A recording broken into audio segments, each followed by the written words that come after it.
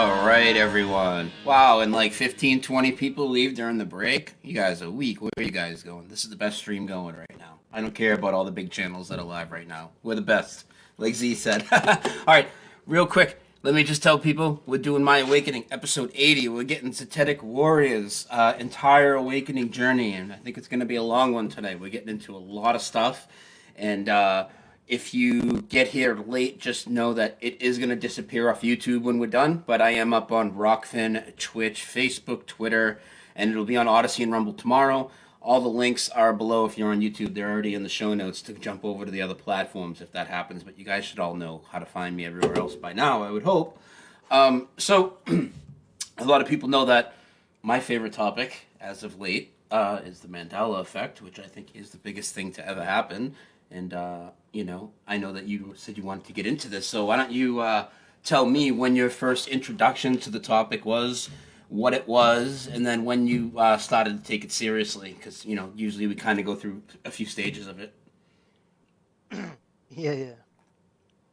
So firstly, the reason I like the Mandela effect topic so much is it really is the ultimate test of, are you going to define yourself by your own divinity, your own sovereignty, your own mental capacity? Are you going to define yourself by that, or by what the system tells you? Mm-hmm. Because you have to make a choice, Brian, because everybody's Mandela affected. Yep. Everybody's Mandela affected. Now, what they do with that, that's the choice. And that's why I love it so much. Because once you realize that it was always a beautiful day in this neighborhood, and every day when you sat there and watched Mr. Rogers, it said it was always a beautiful day in the neighborhood. When you know that, and you're faced, it's like what I was talking about before with the splitting, how people split their personalities and they psychically make a split, because you're faced with this decision at that moment. Now, you could lie to the world, that's one thing. But once you start lying to yourself, that's insanity. That's why it's so mind-boggling to me that people will go there and just throw all their experiences and everything away like that. Yeah. That's the reason I love Mandela effect so much, because it's the perfect test of saying, well, I see the evidence that this thing is happening. I may not understand the mechanism behind it. I may not even be able to grasp what that mechanism is, but I see the evidence, and the evidence can't be ignored, right? So Yet the large majority of the so-called truth movement does ignore it, dismiss it, mock it, ridicule it, try and laugh and make jokes at people like me and others that cover it. So here's how I look at it now. Brian, I used to get real angry about that, but here's where I am now with it. We all make our deals in this world, right? This world is a world of duality, right? We all have to make our little deals, our little contracts with the reality, right? We all have to make our little contracts. And I think they made theirs. So without mentioning names, if you have a big channel and you're really big on a particular subject, say flat Earth, and you're faced with this Mandela effect, you have a choice to make of how you're going to present that, right? So we all make our deals, Brian. And, so I don't blame them for making their deals. I don't blame them. We all do it. So, and they serve a purpose, I love Dave Weiss, but he was on here, and at least he had the balls to come on and tell you he didn't believe in the Mandela effect, because if you're Dave Weiss, and he's one of my favorite people, honestly. I've never met him, but I love his attitude. I love his everything. But I'm using him as an example because I have no ill will towards him, because if you're Dave Weiss, you're the flat Earth guy, right? So if he has to make the deal to deny it publicly, even if he knows it's true, I don't blame him for that anymore. And I used to be angry about it a couple months ago. So, You understand what I'm saying, Brian? So if he needs to make that deal to be the flat Earth guy, to not scare people away, right? But it's interesting because people will make the deals, but yet they'll go right into Tartaria and right into mud floods and Yeah. say reality might have been created in 1850, but it might have been. I'm not saying it, but I'm saying like why grasp that, or like melted bricks or giant trees and tree mountains and shit and all that stuff, which is cool. I'm into that stuff too, but like it's weird, like or I saw in another particular YouTubers, you know, and I didn't mean to use David. Like I love David so much, but my point is that like if he has to make that deal, I don't blame him, right? Just to keep some kind of credibility to the normies to get him into truth. But another big flat Earth channel who is a vocal, outspoken denier, but they'll do like shows on like weird supernatural stuff, and I'm way into the supernatural, right? But you know what I'm saying? It's like they'll do a show on like astral projection or psychic kinesis or whatever, right? But they'll still deny the Mandela effect. Yeah. So it's interesting. Very But I used to be interesting. really angry about it, dude. I used to be, dude. I used to be like, I would even say 4 months ago used to piss me off because I thought they were sellouts. But maybe we're all sellouts a little bit, Brian. Like I said, we all make our deals. You have to make deals in this world. It's not a pure world. It's not. And they made theirs there. That's where they drew their line. So they're missing out. So they're missing out on it. But yeah, I don't want to say any more about it. I wanted to say it out about people, but I don't want to throw anybody under the bus. But yeah, dude. So that's the question, Brian. Are they lying to themselves? You could lie to the world. You can tell the world you don't believe in the Mandela effect because you don't want to look stupid. Here's the thing, man. You know how it is. It's like we said, is it a sacrifice? Once you take certain stances, there's no coming back from it, It's right? so it's So so it's so blatantly obvious though when these people deny it, they look fucking stupid. I mean, I spent and I'm not doing it anymore, but I spent a good part of 4 years showing how everybody is Mandela affected, including all the big name truthers and everything. And I mean, I get what you're everybody's saying. Mandela I affected. look at it different, and I'm not even interested in pointing out any of these people anymore. It's a fucking complete waste of my time at this point. I made my point to the whole truth community. They can see it now, and we've got so many good people in the chat. That was more my goal, anyways. Wake the people up, and not so much wake the content creators up. It was to get them so that their people would take it seriously. But we've got the people that are going to be on board now. I think. But at the same time, I'm extremely disappointed. You might not be, but this isn't my interview, but you know how I feel, and if I'm not going to engage and if I'm not going to point out these people or try to engage them or anything, I can just say this: I really have a hard time taking any Mandela effect deniers seriously, and I hear I hear a lot of other channels that you haven't mentioned. Oh, they'll take shots at me and the Mandela effect, and it's like I think you guys are a joke. I mean, yeah, you guys can point out fakery forever. We know all that shit's fake. We've known it for a long time. It's far from impressive anymore. Um, I think what's really the most phenomenal thing is that you would deny the fucking nose on your own face if reality told you it wasn't there. Like it's fucking absolutely absurd. I mean, all of these people, endless Mandela effects coming out their mouth because they live in this fucking reality with us. They're literally denying their own reality. Like we've learned through some of the journeys we went through, especially like with flat Earth, right? What did we learn? Well, they're hiding the supernatural, and we need to trust our own observations, experience, and senses. And then when it comes to the Mandela effect, everybody does a fucking 180, tucks their tail through their legs, and fucking runs and hides. So I got a take on it. Ready? You remember the whole? I'll bring up a name, Owen Benjamin, who I like a lot. You know, he originally came out and he was all about the Mandela effect. With like what was it, Columbu, and all that stuff. Remember Columba? And Field of Dreams, of course. Yeah. So here's my point. He made a very telling statement that stuck with me when he was doing the Field of Dream stuff. When he kind of flip flopped and when he was denying the Mandela effect and kind of excused the Field of Dreams thing, he said something, Brian, that was a window into the psyche. He said, "Well, I can't accept."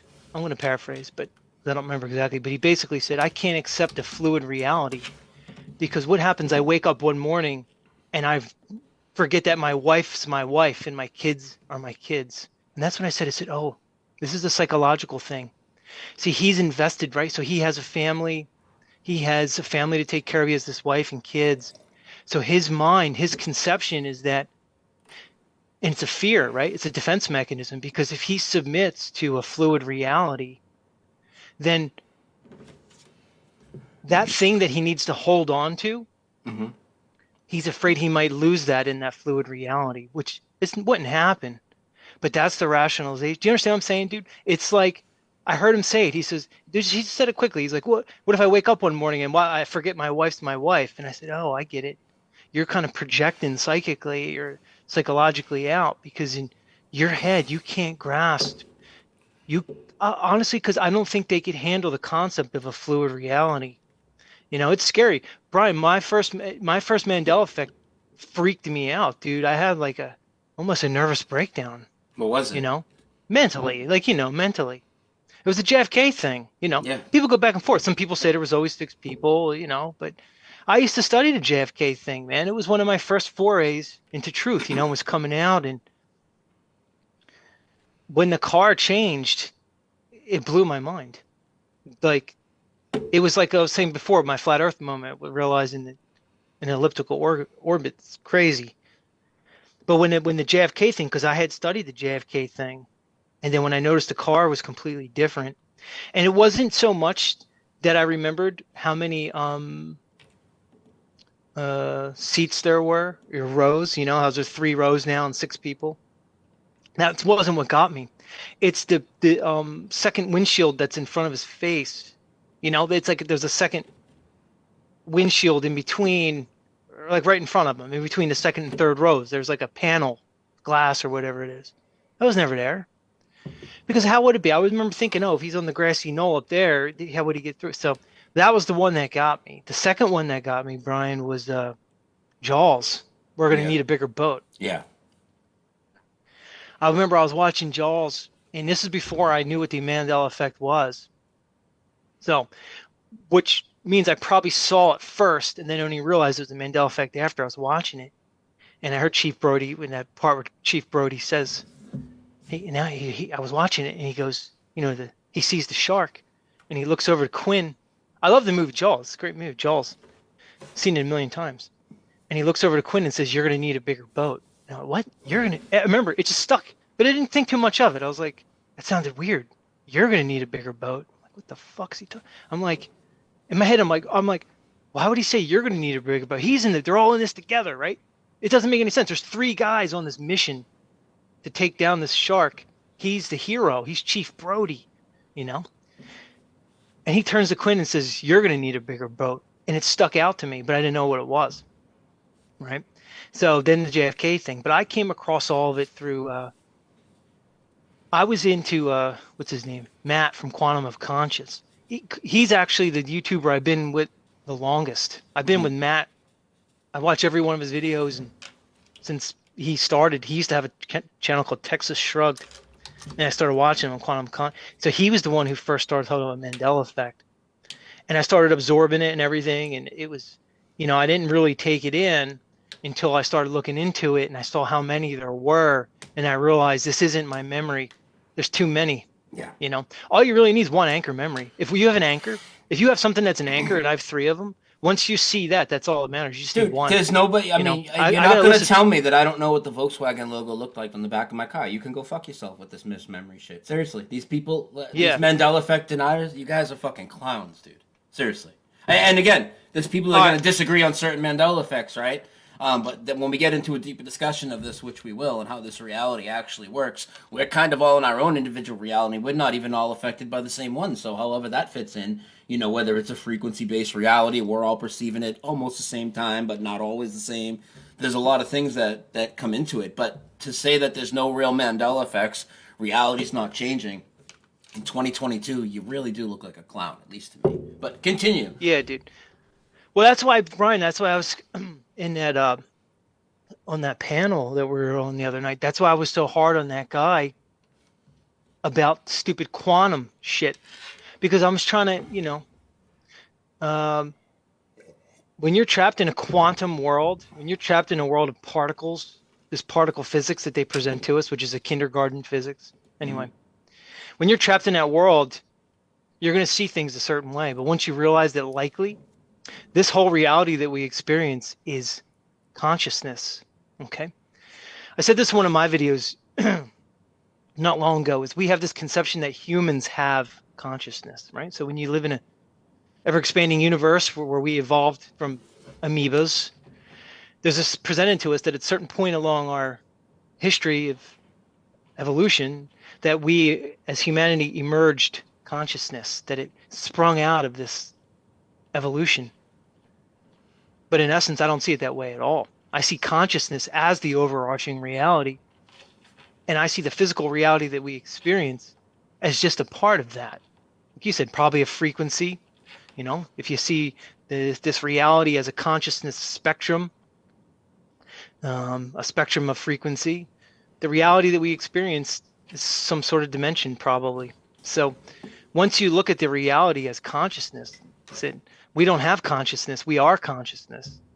And the barriers dissolve. And all the ancients, if you look at the different ancient cultures, they all allude to this kind of thing. People call it New Age, Brian. It's not New Age. They call it New Age because they have the Bible and they have what they're indoctrinated into. New Age concepts are older and predate the Bible by a long shot. Okay, when you look at the old Hindu and Vedic writings of what this reality is, when you look at the ancient Sumerians and all these cultures that predate the Judeo-Christian doctrines and orthodoxy, these cultures predate them by thousands of years. If you buy into the history that we're given, we don't have to. I don't. But if this is take history as it's presented, these quote unquote New Age concepts of consciousness are anything but New Age. They predate all the biblical scriptures. So anyway, so when you look at this reality as consciousness, all right, and everything we see as consciousness, well, the Mandela effect makes perfect sense. All right. They're trying to tell us it's a simulation. They want to point to CERN. They want to point to we're in some simulation. Okay, well, if you want to use simulation as just a synonym for God or consciousness, okay. But if you're trying to tell me we're in a simulation where basically we're a computer program or not, I'm not buying that, Brian. Me neither. This is what they want to do because they bring everything back to the particle world. They're going to start talking about quantum mechanics, quantum computing, D-wave computers. Yep. That's just bullshit, dude. That's what they're going to take us. So it's CERN, it's quantum, and they're smashing like that guy the other night. He was a smart guy, so indoctrinated, man. But CERN's doing this, and they're crashing particles in a God particle and quantum entanglement with electrons crazy. and everything. Black holes. He was throwing out there black holes that they were making with CERN. And yeah. I was like, wow, this is good. Really Brian, out there. I loved dismantling him systematically just with questions, because once you apply any degree of logic and reasoning, they fall apart. And you don't even have to say anything, dude. You just have to ask them questions and lead them down a track of logic. And quickly, if they have any degree of intelligence, you can see them. They'll hit it. They'll hit like a brick wall in their logic, and they can't go any further. So, and you'll watch them roll over, or they'll react violently or aggressively. It's interesting, but what the fuck was I saying? So yeah, consciousness, dude. So what they want to do is they'll try to keep us in this particle world. No, it's Einsteinian bullshit. This and it's Einstein-Rosen bridges and wormholes and yeah, and it's nonsense. It's keeping us in their lives, which is what I say. I feel that I honestly feel that any content creator that knows the Mandela effect is real, but is telling people it's not, they're totally keeping people in the lie of the physical matrix. Whether they tell people the Earth is flat and events on TV are fake or not, I mean that's just unfathomable to me. Right, because that's yeah. Go ahead. Well, it goes down to the fundamental concept of what this reality is. Do you really want to know truth? Are we really trying to figure out what this place is if we deny the Mandela effect? I mean, are you fucking kidding me? Absolutely not. Well, Brian, the Mandela effect, I'm going to say it, dude. It proves God, if you really want to get down to it. Yeah, dude. It proves God because God's a concept, right? Because if this is all consciousness, it's just God, right? Whatever you think God is, it's just what it is, right? So maybe they can't face God, because when you have to face that there's truly a God, a concept of a God, you have to truly face that there's morals, principles. You have to face that there's actually a right and wrong, not just some morally ambiguous, culturally influenced right and wrong, an actual right and wrong. We may not know what it is, but right and wrong exists in the absolute, in a world of consciousness, in a world of God. Uh, So to there's admit that yeah, this is consciousness, yeah, dude. you have to admit Yeah. that there's God. And now you are accountable. Once you admit there's a God, you're accountable for what you do. So go ahead. No, I mean you're spot on with that. Why don't we go into your list of 20, but like let's really meticulously look at each one because let's put That's some. what I wanted to do. Good. I'm glad. I'm glad And you want to go into this. I'm just gonna shut the camera off for 1 second. I have my headphones. I'm just stepping to the bathroom to pee, but you can start on your first one. We don't need a break or anything. I'll be back in 60 seconds, but I'm listening. All right. All right. This is going to be fun. So I'm going to go in descending order, right? So I ranked them into my most progressively stronger effects. All right. So first honorable mention, because I had two that I couldn't fit in. Dark Side of the Moon. All right. I just came across this one. I didn't realize this one, but now it's apparently always been the Dark Side of the Moon. Well, I don't remember that. Dark Side of the Moon, Brian, was one of my favorite albums when I was in college, 1997, my second year of college, maybe. Um, I used to listen to Dark Side of the Moon going to bed every single night. I loved the album, right? It was always Dark Side of the Moon, Dark Side of the Moon, everything, commercials, thing. But now all of a sudden it's always been the Dark Side of the Moon. The reason it didn't make my list is because I haven't looked into it enough to substantially stand behind it, right? So that's why I put it on there. Now, that could easily be in my top 10 Yeah, if I substantiate it more, I've right, dude? tried. But I've triggered some deniers with that one. some deniers. Oh yeah, I've triggered them with Why? that one because Because they know it was Dark Side of the Moon. oh, because they know it was Dark Side of the Moon, but they won't accept the Mandela effect no matter what, so they get triggered mad at me. I'm not the one changing your fucking reality. Hey, maybe we're all changing it together, but I'm not specifically changing this and trolling you. Reality's changing it. I just, man. Brian, It's in the 1990s, Pink Floyd was still huge, dude. hmm Huge. I was in college. Everybody loved Pink Floyd. They were awesome. You take a couple bong rips and you put on Dark Side of the Moon, yeah. you know? And you just everybody knew it. I could remember every other dorm room had the poster and a Yeah. fucking thing, dude. I remember the posters. I remember going to record stores. There was always Dark Side of the Moon, Dark Side of the Moon. There was no the. No. So that's Dark Side of the Moon is one of the hugest albums ever. It was a breakthrough album, like 1972, 1971. It was one of the first albums to employ computer technology, Brian. It was one of the first albums where they used like synthesizers and digital technology Yeah. in the recording and producing process. It was a monumental album. Okay. Everybody knows it was Dark Side of the Moon.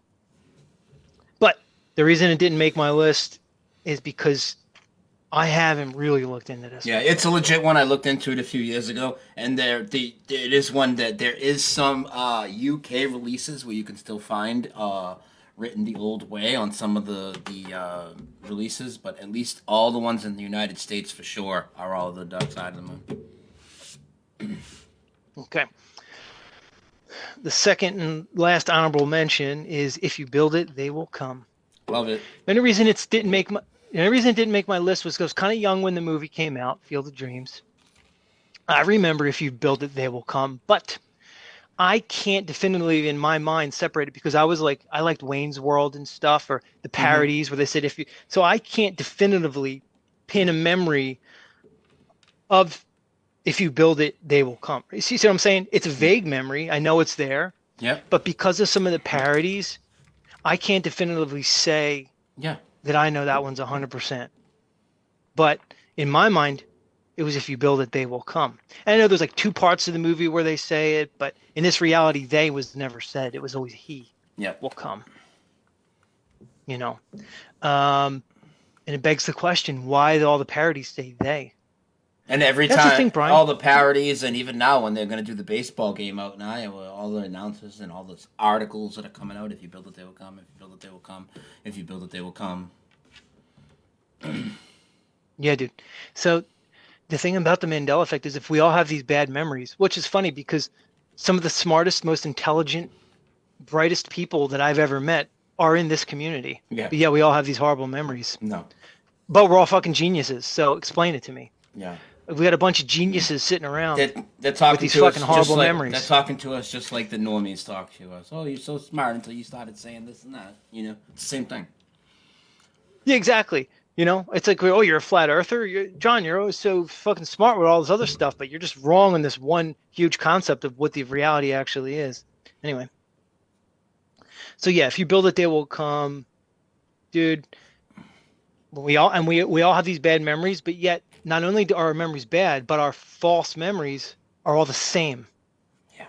Why not if you build it, she will come? Why not if you build it, you know, I don't know if it's now, it'd be they, them, z, zer will come, dude. Whatever pronoun you want to use. But I remember they. And let me add to this. All right. Not only do we all remember, you know, those of us, you know, that are, you know, saying it's changed. Not only do we all remember the same word, they, when it could be you, it, whatever, right?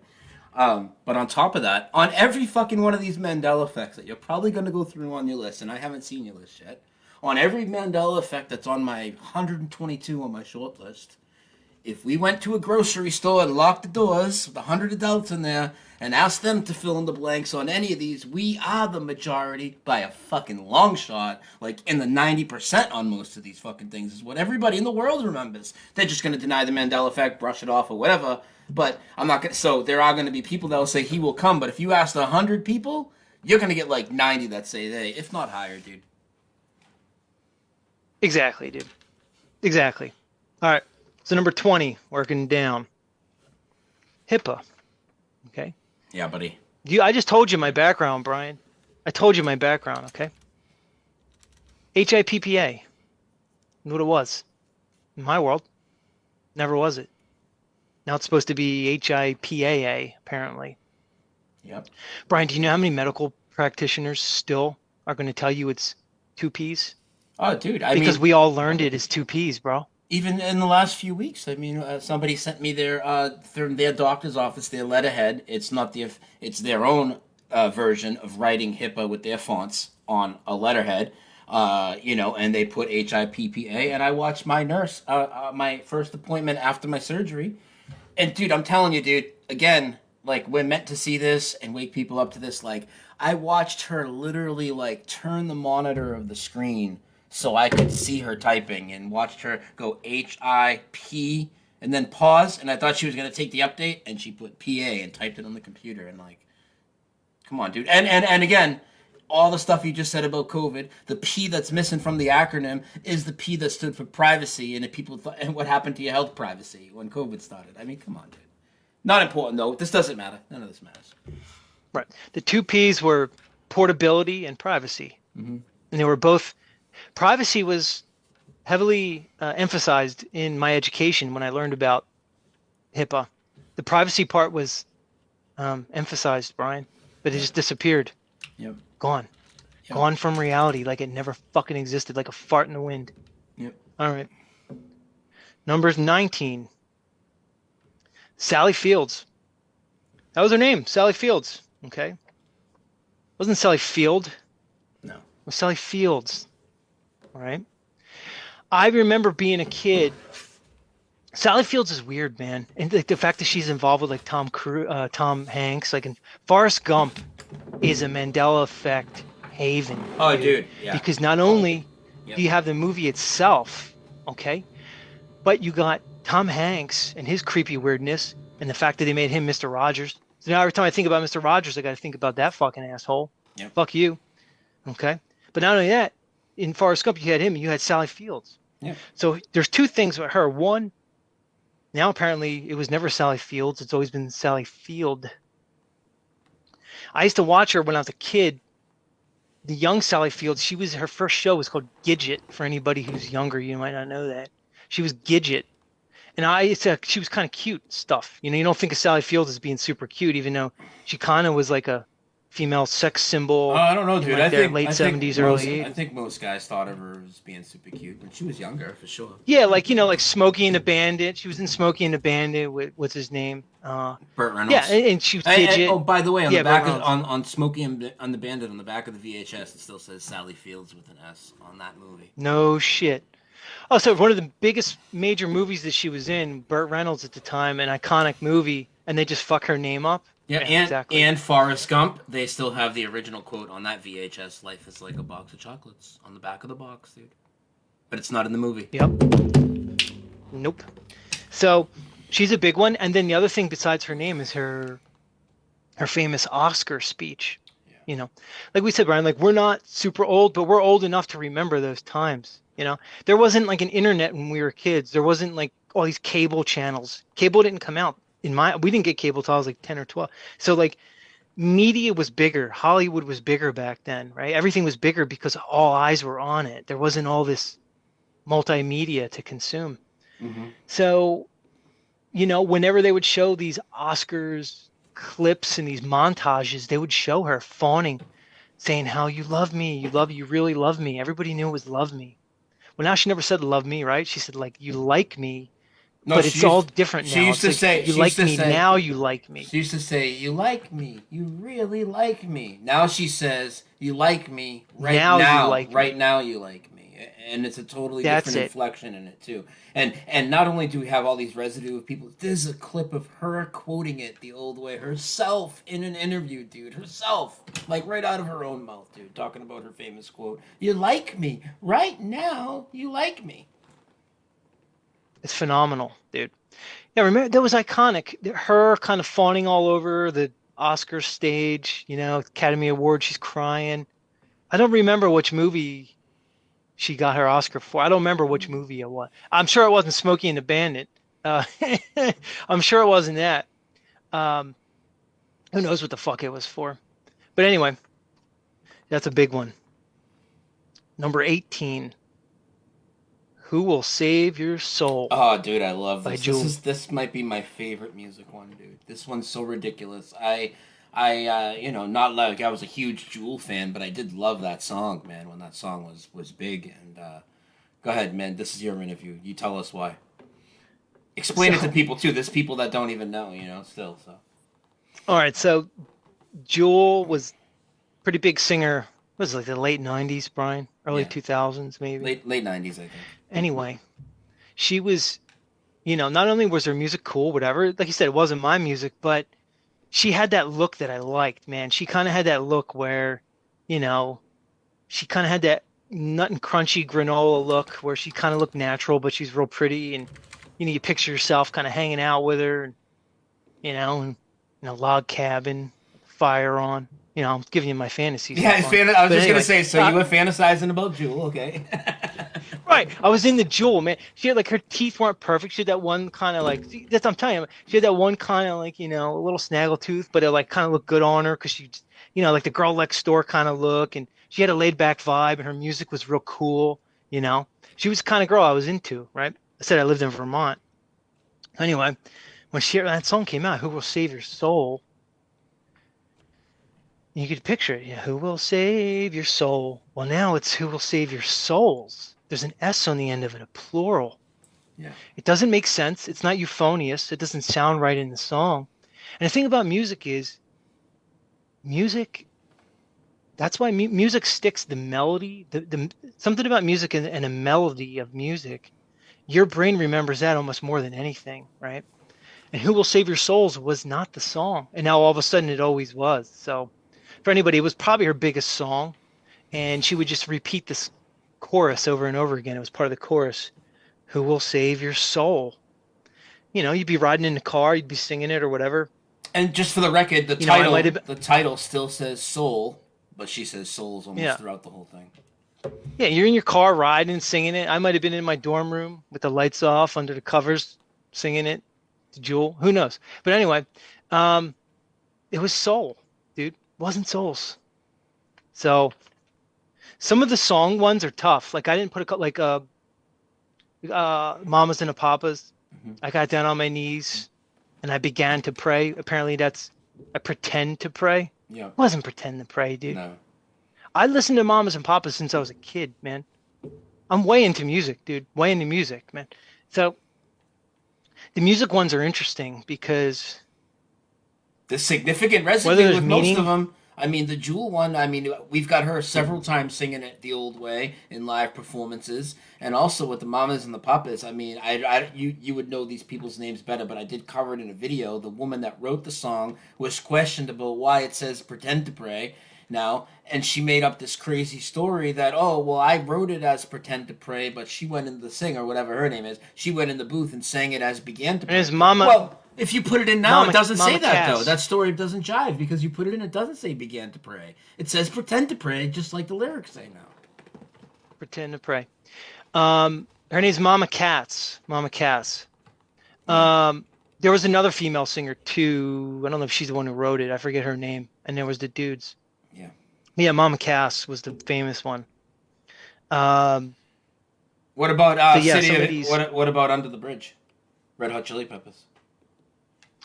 Oh, It's City of this. Angels, right? Yeah, yeah, Angel and Angels. yeah. Now he said it's supposedly was always Angel. That doesn't even make sense, Brian. Dude, the entire Why would it be video, City of the Angel? video is shot in Los Angeles, dude. He's talking about the City of Angels. That song was huge, dude.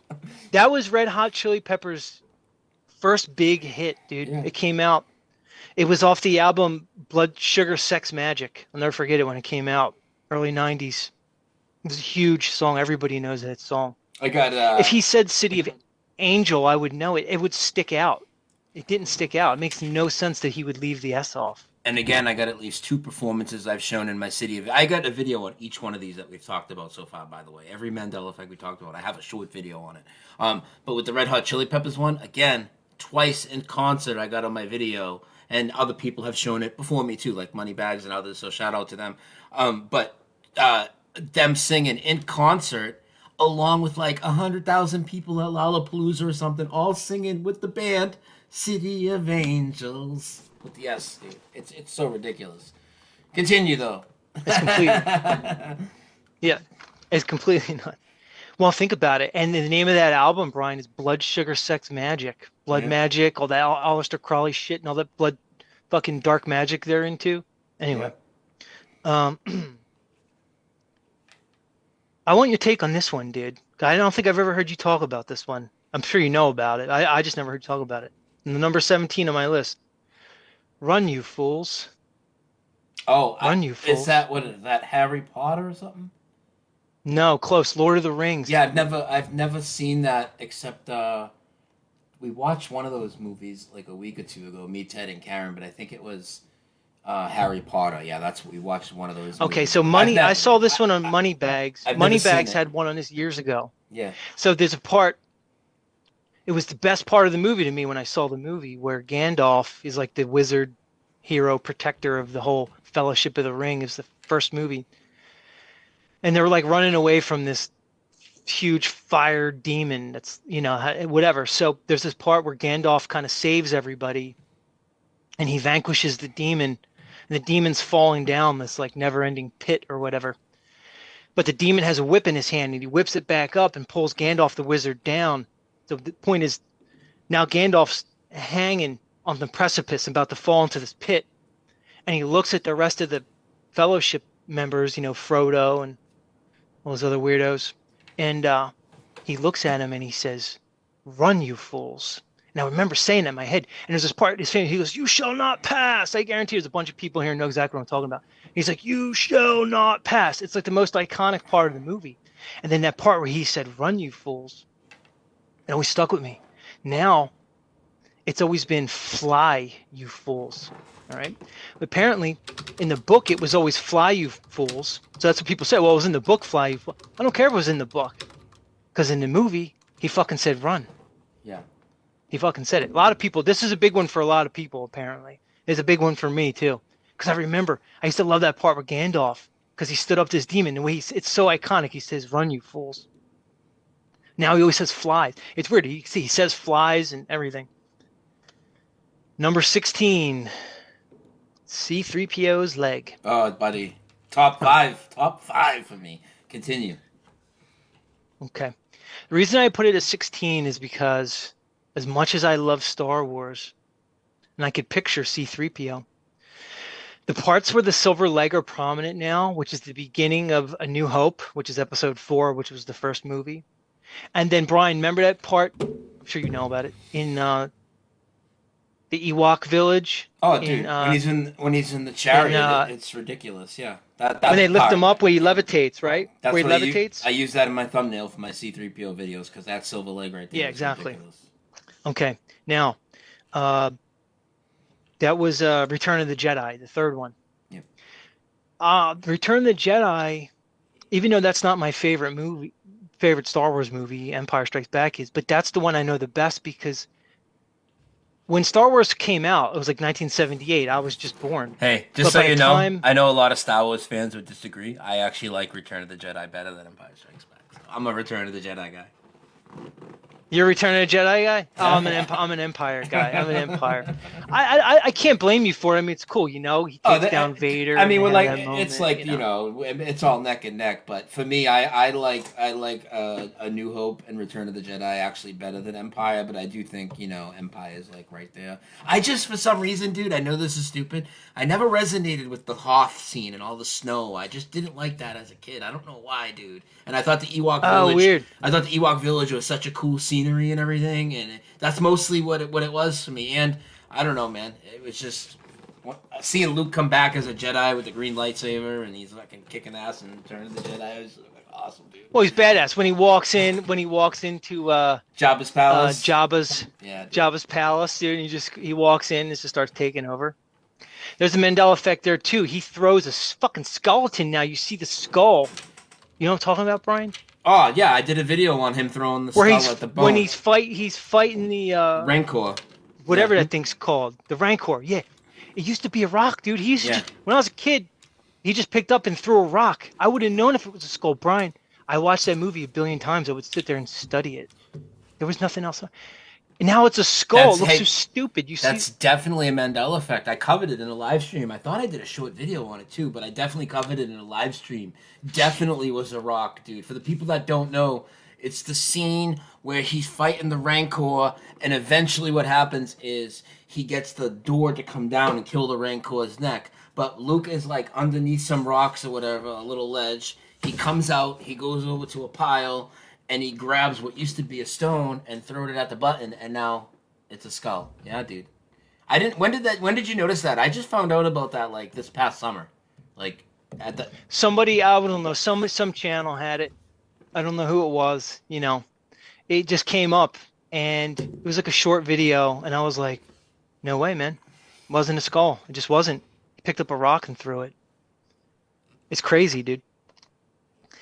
Dude, that's a thing, man. Think about it. Star Wars is full of these effects. But C-3PO's leg's a big one for me, dude, because when he levitated in that chair in Ewok Village, Mm-hmm. he just had his gold legs, man. There was no silver leg. When I first saw the silver leg, Brian, I thought, oh, well, you know, Lucas redid the first three, and then he made the prequels, and then they made these new ones. Oh, maybe the silver leg came along there. But no, dude. So that's why it took me a while to get on the silver leg, because there were so many remakes. Yeah, yeah. Well, I fortunately, I dude, attributed to silver. I like you are aware of the remakes and the Blu-ray releases and the CGI added at different times and all these different things. But I was sitting on 3 different copies of the trilogy when I became aware of this because I had a physical VHS, I had a DVD set that was the Blu-ray release, and I had actually 2 digital versions and one which was the actual theatrical release of them on my hard drive. So sure, people could say those hard drive ones could have got digitally altered somehow, but I had 2 different hard copy versions, silver leg on all of them. You know, no, don't give me that. It's a resolution issue. We never noticed, dude. That's and plus the residue I got right behind me, as we know. But that scene in the Ewok village was so iconic, dude. There's no way he had a silver leg there. It's such an eyesore. And what's funny is the gatekeeping for that one came out. This is why, again, they know that the Mandela effect's about to blow up. They started gatekeeping that as early as 2011, starting floating some things out there to try and discredit that and say it's always been there and it's just been reflecting off the sand. Well, there's no sand in the fucking Ewok village, and there's no sand in the first scene of Star Wars: A New Hope when he's on Princess Leia's ship before he even goes down to Tatooine. Right, the ship. It's one of the first scenes in the movie. First Exactly. scene, very first scene in the movie.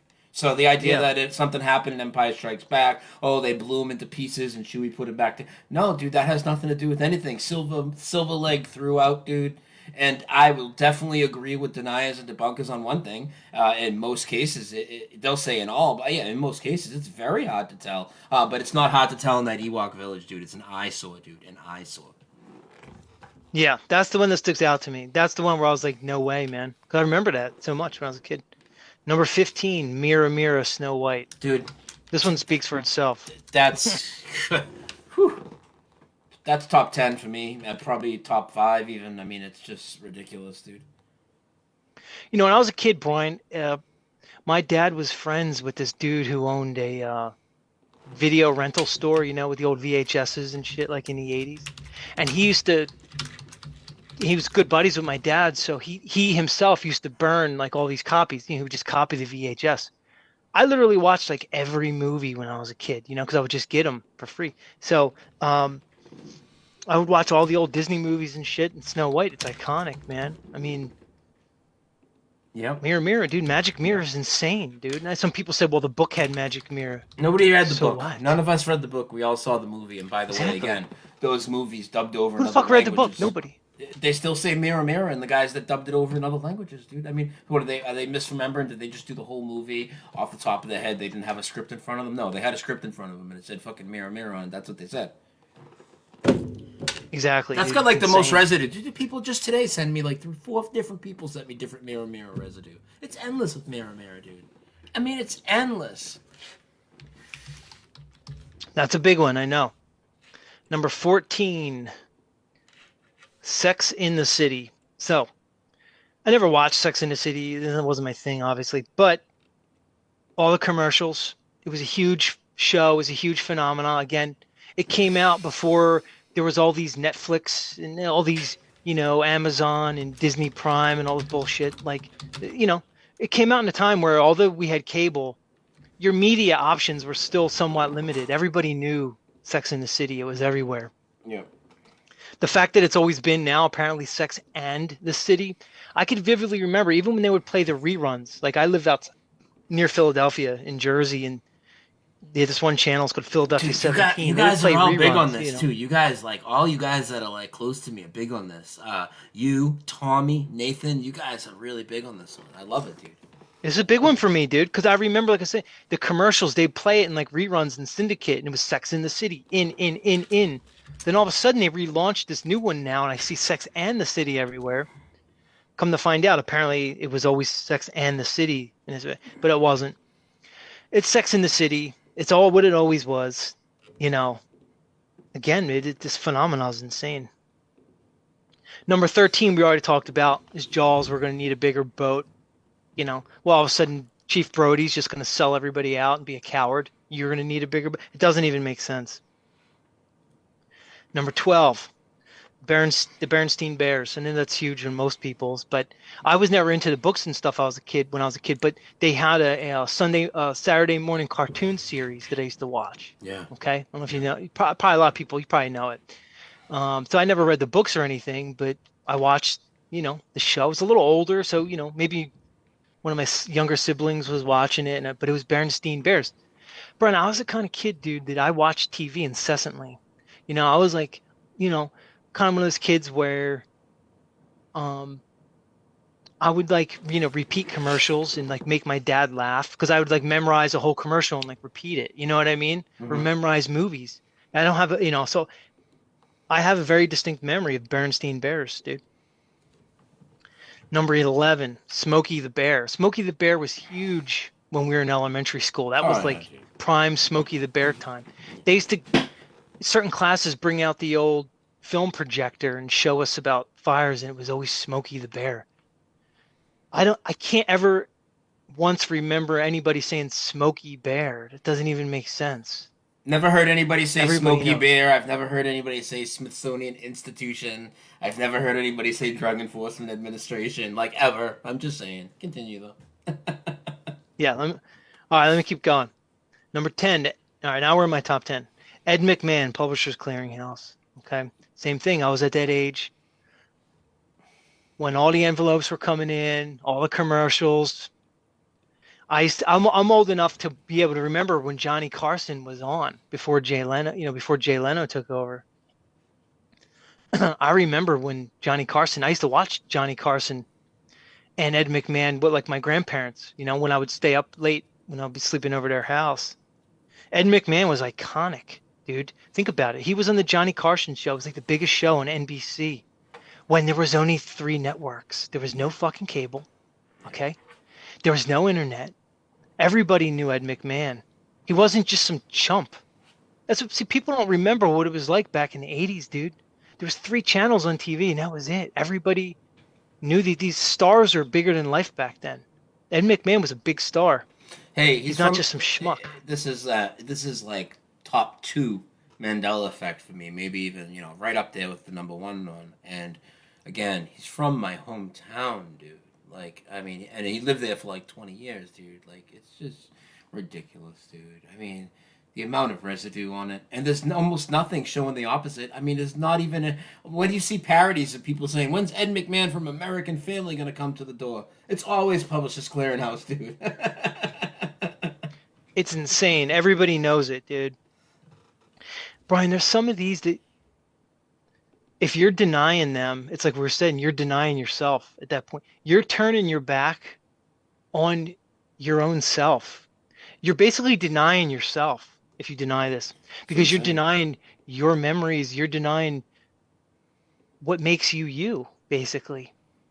And you're throwing it out and you're saying there's a power higher than me that's going to define my reality for me. That's how sick this fucking shit is, dude.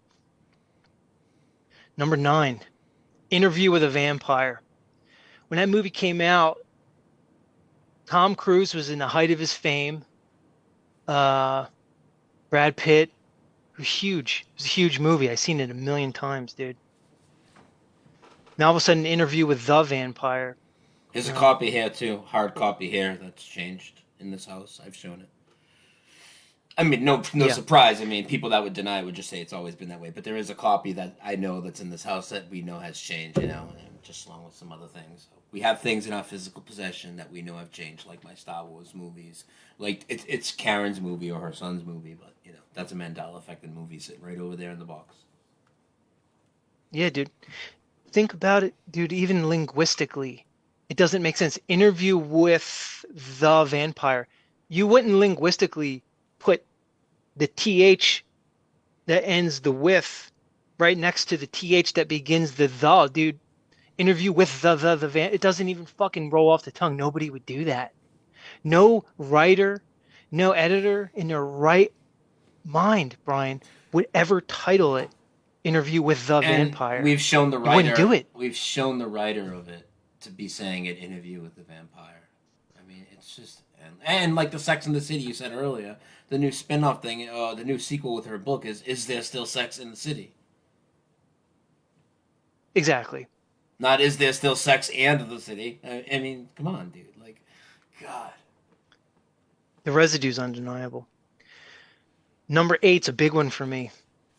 Brian, my first car I ever got was a 1993 Ford Bronco. Yeah, buddy. Okay. I loved, huh? I said, yeah, buddy. This is a huge one. I loved that car more than anything. Any possession I had, I loved that car. Brian, it was all black. It had black leather interior. My family wasn't wealthy. We're middle class, but my parents were doing decent in the 90s and it was a used car. Um, so they helped me out with it. And, looking back on it, I realized my parents had cars. They liked to go skiing. So when it was time for me to get my car, when I was 17 in 1996, they bought this used Bronco for me. It was a 1993 Bronco. Little did I know, every time they wanted to go on a ski trip, well, I didn't have my Bronco because they took it. But it was my favorite. I loved it, man. It was the greatest car ever. I still love those cars. My point is that I love that car so much. I know what the Ford logo looked like. Now it's got that little squiggly tail. Looks insane to me because that Ford Bronco, like that logo to me, Brian, used to be a symbol of like strength, like American strength, solid steel, American built. that little squiggly end on it makes it look like feminine, dude. You know what I mean? Yeah, I do, dude. And There's no way. putting it on the screen There's as no we're way, talking. dude. Oh, yeah, I can't say. There's no way, bro. That squiggle wasn't there. That pigtail on the F. It's fucking stupid. And the O Like I wasn't said, open. dude. I don't remember the O being open at the top either, like it is now on either of these logos. I don't remember that. But the pigtail on the F is ridiculous. And again, I've shown Henry Ford's signature. I mean, it doesn't even match his signature now. He didn't put that squiggly thing on his F. No, it's insane, dude. It totally changes the logo. It's like it takes that, like I said, that solid American built, you know, idea and concept and brand, and it changes the whole thing, dude. When you're a brand, when you brand a company, your logo is everything, man. It represents your brand. It's the symbol of your brand. That pigtail looks insane, dude. And that pigtail wasn't there, man. It Now was my it's first always car, been like you said with there. your Volvo, dude. When you have that first car and you love it, Volkswagen. Volkswagen. you know everything about it, huh? Yeah. Volkswagen, not Volvo. Oh, Volkswagen. What did I say, Volvo? Yeah, Yeah, Volkswagen, but right? VW, right? anybody that's had a Volvo is going through the same thing too. Same dilemma with an N. Dude, it's crazy, dude. That Ford logo, I put it as number 8 on my list. That could have easily been in my top 3. But I know what that logo looked like, Brian. It didn't have that pigtail. No. Number 7, we already talked about, was Mr. Rogers' Neighborhood. We talked about that earlier. Every kid, it's like we were saying, Brian. I was watching Mr. Rogers in the early 80s, but he came out before that, like in the fucking 70s, dude. Everybody, he was on PBS when I watched him here outside of Philadelphia. He was on PBS. And to make a really good point on this one, it's like I'm sure even if I only saw Star Wars, I saw Star Wars like you probably well over 100 times. But even if I only saw it 5 times, right, and it was one of my most of your favorite movies, you don't see that many times, but you might see 4 or 5 times. That's enough for me to know if C-3PO had a silver leg or not. Mister Rogers, dude. I mean, not only we saw it 5 days a week for like a decade, which is like endless times, and on top of that, it's a song that we sang along with. I mean, to think that we're just misremembering that is absolutely absurd to me. I want to slap the fuck out of people. Especially here's the predicament these Mandela effect deniers are in.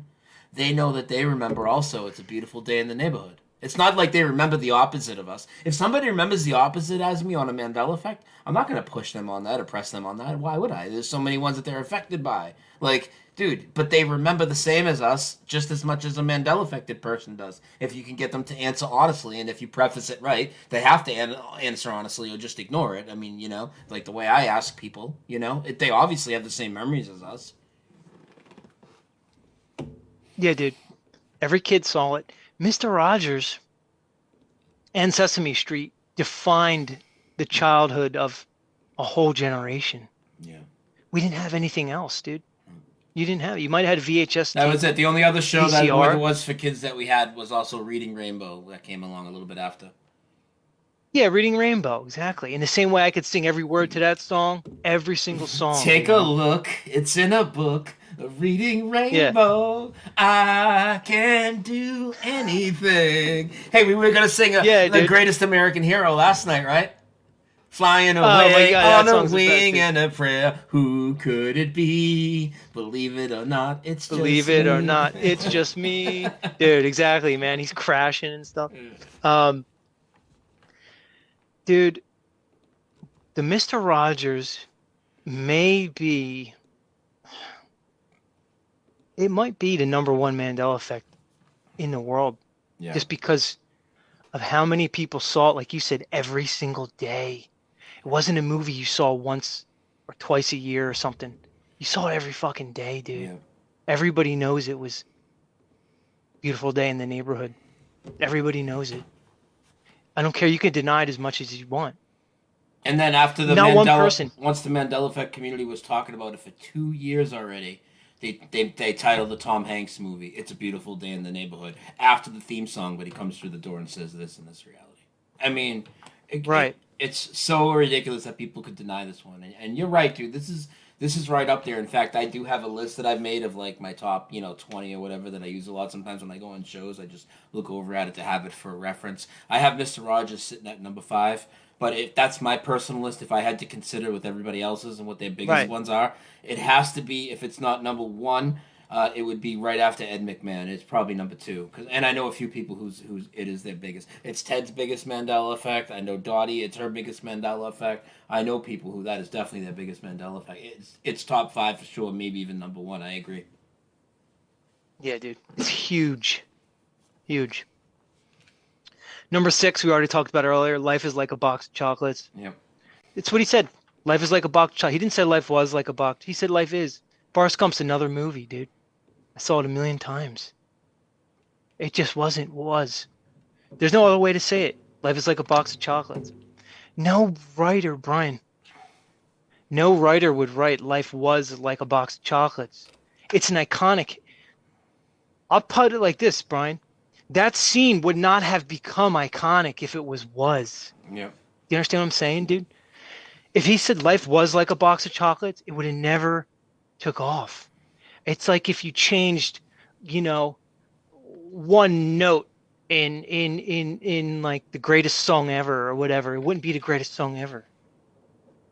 And, It would just fuck it all up, dude. and while we're on this one, I have a video I did not too many months ago, short video about this very Mandela effect, and I actually spoke in German on the video and quoted the movie, how it's said in German, and it still says life is like a box of chocolates. Just saying. Yeah. Again, the people that dubbed over the movie, just like with Mirror Mirror, they must have been falling for the Staveley style, and You know what it is? It's like we said, Brian. People can't grasp the magnitude of this concept, right? It's too big for them. It means too much to relinquish yourself mentally to this Mandela effect. Means too much to these people.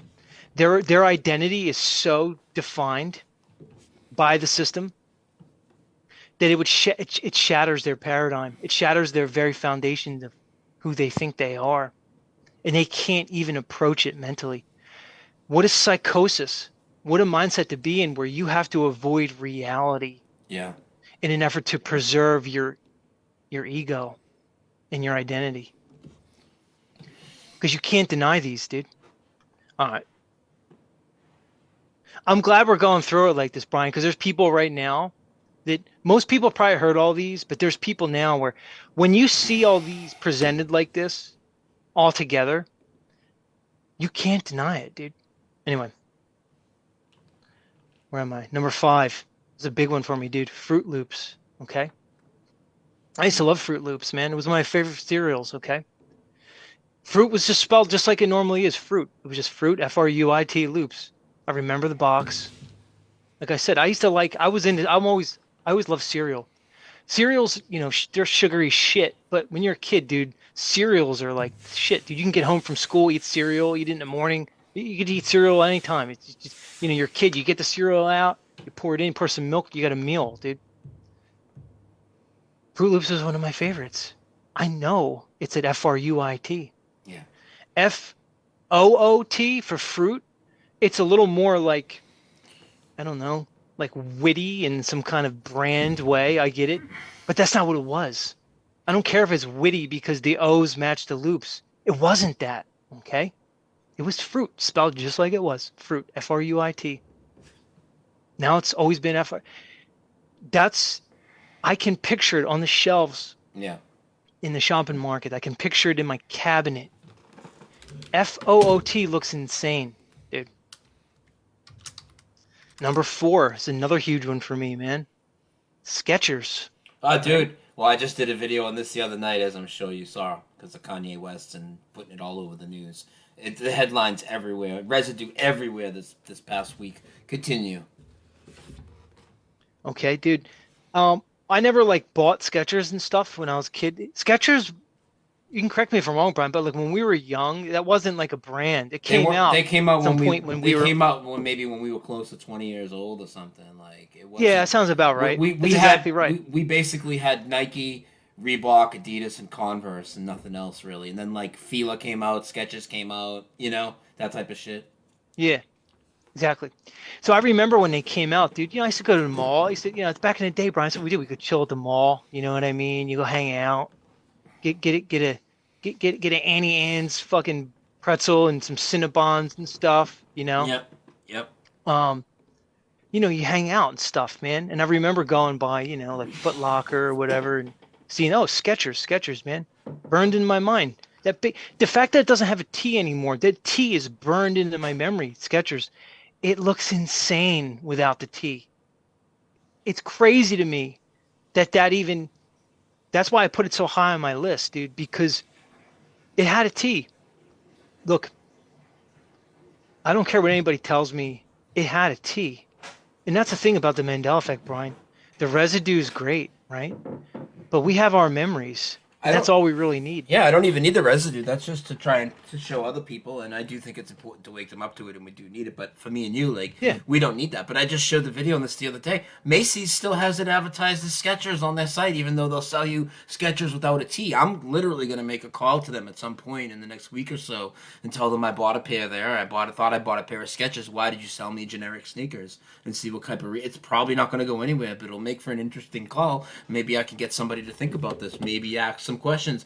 I posted a picture on Facebook today that somebody posted in a Facebook group of Kroger's. Kroger's not only was the one that sold the Haas Avocados original unchanged residue that I have back here, but they also have Oscar Mayer spelled the old way displayed up on one of their displays with the Meyer, dude. It's like, how much evidence do people want that something's actually happening? You could still go to Walmart and buy, they will say Hass avocados and all the official displays and the stickers that are stuck on the fruit, but their POS system has not even updated yet, and you can get a printed receipt for something that's never existed that happens to match what all the Mandela effect people with that change have been telling you like 6 or 7 years. Well, it's funny because you just took my number one. My number one is Haas. Oh, good. Okay, let's get to that after Avocados though. Let's go in is order. my number one. That's my number one, It's dude. huge. It's It's my huge. number one. It's huge. Okay. When we were kids, Brian, I never had an avocado when I was a kid. Did you? No. Right, dude. The avocados are everywhere. But when I was a kid, I didn't have guacamole. I didn't know what the fuck. I'm sure it was around. I'm sure Mexicans and stuff had it, but I didn't know what an avocado was until maybe I was like in high school or college, and I started, oh, guacamole, and I fell in love with avocados. I used to go get sushi when I first started getting the sushi, and they put fucking avocados on there. I love Mexican food. Make some guacamole, Yeah. and I remember everything was Haas, Haas. I remember my head saying, "What an interesting spelling for a word, Haas." Hass would have no significance in my mind. Linguistically and syntactically, that would not have been a novel stimuli for me to see an Hass. Wouldn't have focused on it. So I would remember saying, wow, Haas. What an interesting way to spell a word. I never seen a word spelled like that. It's burned into my mind. That's an anchor memory for me to say, wow, Haas has two A's. This is pronounced Haas. Was a different weird way to spell it. I guess it's somebody's last name. I don't know. It But wouldn't have stood out if it was like spelled like the word pass with an H. Like it'd just be ass. exactly, that's You the know what I point I'm mean? trying to make, dude. Syntactically, it doesn't make sense because it wouldn't have popped out to me exactly if it was like pass or whatever. Um, it would have never even registered for me. Haas is an anchor for me. That's why I put it as my number one because when I discovered avocados, the only avocado I ever heard of was Hass avocado. Yep. I don't know I don't know if it's a brand or if it's a type of avocado. I don't know, but I just know everywhere Haas. Yeah. All the grocery stores, everything was Haas. That's why it's my number one, dude, because I remember it, which gets me to my. So now I got two more left. Yep. So my number three, dude, talk about an anchor memory. Stouffer's, dude. Oh, Stouffer's stovetop. yeah, dude. I mean, come on, dude. The fact that's never been there and it's always been crafted in this reality, which is fucking absolutely absurd. Dude. In fact, I've eaten all the Stouffer's food, but the only other Stouffer's food that I ever really got into was Stouffer's French bread pizza. And I wouldn't have bought that if it wasn't for how good Stouffer's stovetop stuffing was. Like that was absolutely by far their most famous product by a landslide. In fact, just like the Haas avocados, It was the only instant type stuffing I knew of that had a brand name. Yeah, dude. I never had Stouffer's, not that I know of. Maybe I was eating over somebody's house and they had it. But I used to really love football when I was a kid. Remember when football was cool, Brian? I know you like sports. I know you wanted to be a sports announcer. I used to, every Sunday I would just watch all day. So particularly every just would Sunday after Sunday watching football, and the commercial would come on, Stouffer Stovetop Stuffing. I remember it, dude. I must have saw the Stouffer's Stovetop commercial hundreds, if not more times, dude. Mm-hmm. This is another one, Brian. Everybody knows it was Stouffer's. Yep. Everybody. Even all the deniers, they know it was Stouffer's. They Even think all it. the, that's why I said everybody's Mandela affected. That's why we say like we're the Mandela affected community. No, we're not. Everybody's Mandela affected. We're the We're just Mandela. the people being honest with ourselves and everybody else. Exactly. Exactly, dude. Yeah. Exactly. Everybody's Mandela affected. Brian, everybody knows it was Stouffer's, dude. Everybody. And now it never existed. And number two, which would be my last one, because we already did number one, and I consider this one an anchor. Fruit of the Loom. I remember the moment, Brian, where I was hoping this was on your list, dude, because has to be up there in like top five all time if you pulled everybody like and the amount my number two. the reasoning behind and the way that people try and dismiss this and I want you to address all of that right here and the things that they try and say we're mixing it up with and how absurd that is, please. Exactly.